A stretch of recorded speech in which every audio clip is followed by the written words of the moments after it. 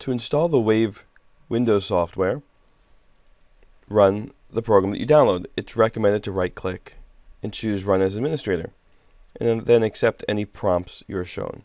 Under Options, you'll see we can install the client and the server together or separate. Here we're going to install them both together at the same time, and then we just need to wait for it to finish.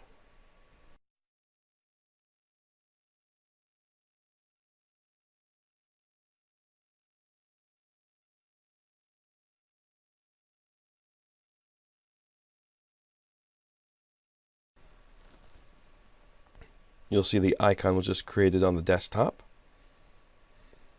And don't forget that the server installs on port 7001, and the first time you run the system, you'll need to configure it through the web browser or the Wave client to configure your server for the first time.